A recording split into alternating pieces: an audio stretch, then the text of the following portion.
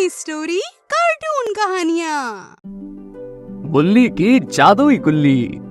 एक गांव में बुल्ली नाम का 21 साल का लड़का रहता था और लोगों को हमेशा परेशान किया करता था।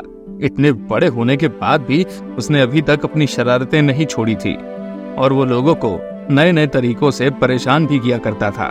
एक बार की बात है, बुल्ली अपने दोस्तों के साथ गुल्ली डंडा खेल रहा था। तभी बुल्ली ने इतनी तेज गुल्ली मारी जिससे वो जंगल में चली गई।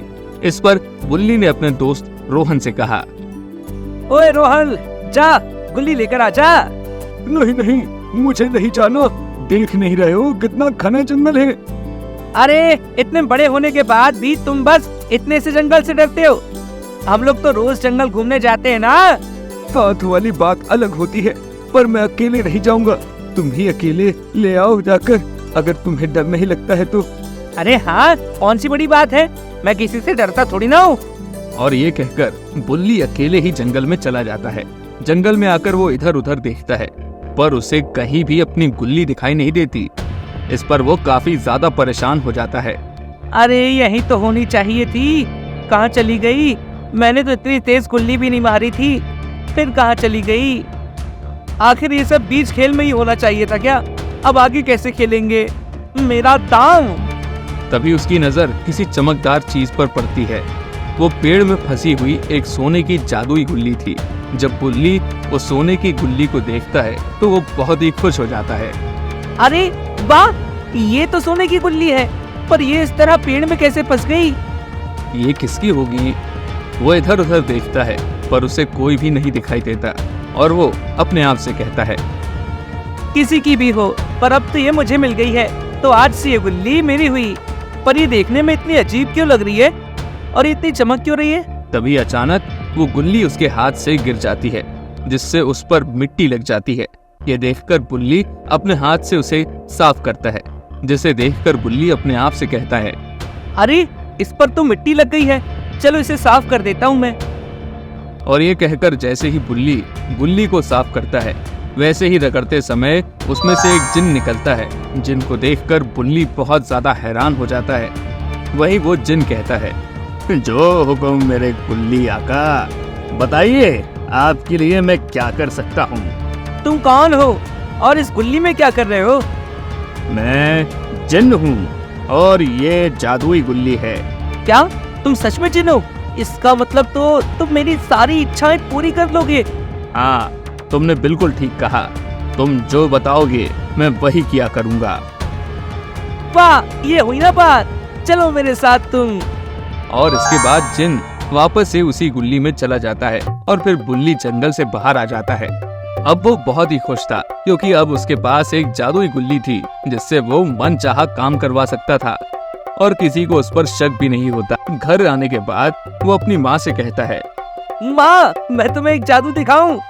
क्या जादू दिखा रहा है? तेरी शैतानियत कभी खत्म नहीं होती है। आज पता है, मीरा आंटी आई थी, बोल रही थी तूने उनकी मटकियाँ तोड़ दी। वो झूठ बोल रही होंगी माँ, मैं भला उनकी मटकियाँ क्यों तोड़ूंगा? हाँ हाँ, मुझे पता है कि तू कितना सच्चा है। अब चल खाना खा ले, तो ज्यादा कन्हैया मत बनाकर। और ये कहकर राधा अपने बेटे को खाना खिलाती है।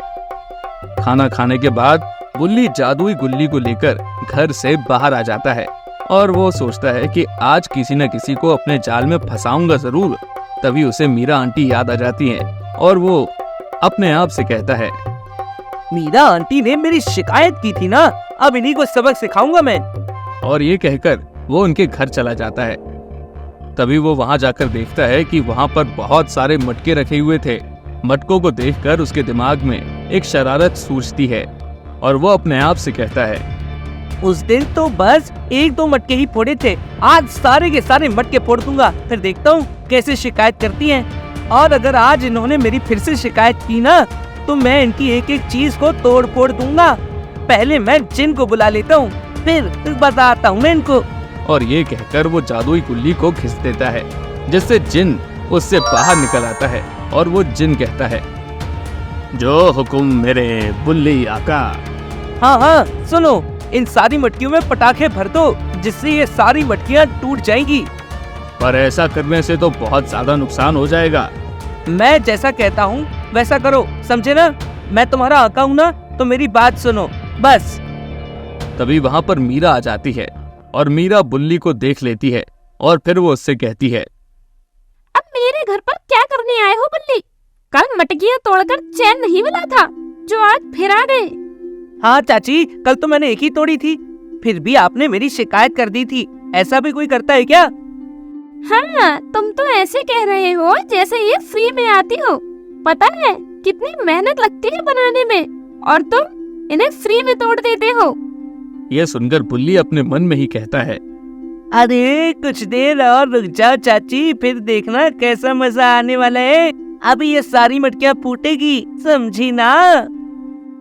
क्या सोच रहा है मन में? मुझे भी बता, अगर तूने कुछ और शरारत की तो मुझसे बुरा कोई नहीं होगा।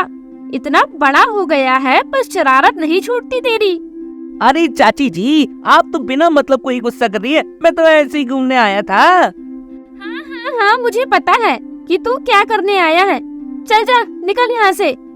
और ये कहकर मीरा वापस अपने घर में चली जाती है। वहीं बुल्ली उसी जगह बैठ जाता है जहाँ पर मटकियाँ रखी हुई थी, और वो जिन से मटकियों को फोड़ने के लिए कह देता है।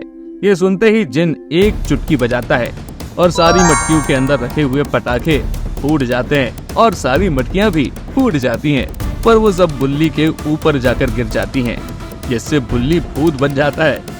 तभी एक मटकी फूटकर बुल्ली के गले में फंस जाती है, जिसे निकालने के लिए बुल्ली इधर उधर घूमने लगता है। अरे ये मटकी कहाँ फंस गई? कोई तो निकालो इसे, बाप रे! ये देखकर जिन आकर उस मटकी को बुल्ली के गले से निकाल देता है। ये देखकर बुल्ली को बहुत गुस्सा आता है और वो जिन से कहता है, ये क्या किया तुमने? मैंने तुमसे मटकियों में पटाखे रखने को कहा था। तो मैंने भी वही किया कहा जो आपने कहा। आप खुद ही मटकियों के पास बैठ गए, इसमें मैं क्या कर सकता हूँ? ये सुनकर बुल्ली बहुत ही परेशान होता है, क्योंकि वो बातों में तो ये भूल ही गया था, और बेचारे बुल्ली की शरारत उसी पर उल्टी पड़ जाती है, क्योंकि पटाखों के धुएं से उसके बाल झाड़ू की तरह हो गए थे और पूरा मुंह भी काला हो गया था। तभी वहाँ मीरा आ जाती है और मीरा ये सब देख लेती है। फिर वो बुल्ली से कहती है, हे भगवान, मेरे सारे मटकों को तोड़ दिया, अब मैं तुझे नहीं छोड़ने वाली। और ये कहकर मीरा एक डंडा उठाती है और बुल्ली को मारने के लिए पीछे भागने लगती है।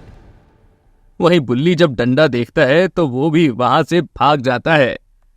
तो हमें इस कहानी से ये सीख मिलती है कि हमें कभी भी किसी का बुरा नहीं सोचना चाहिए, क्योंकि जो दूसरों का बुरा सोचता है उसका खुद का ही बुरा हो जाता है। तो दोस्तों, कैसी लगी आपको हमारी कहानी? अगर पसंद आई हो तो लाइक, शेयर और सब्सक्राइब करना ना भूलें, और ऐसी ही दिलचस्प कहानियों के लिए बने रहें हमारे चैनल पर। और हाँ, नीचे कमेंट में अपनी पसंद के बारे में ज़रूर बताएं।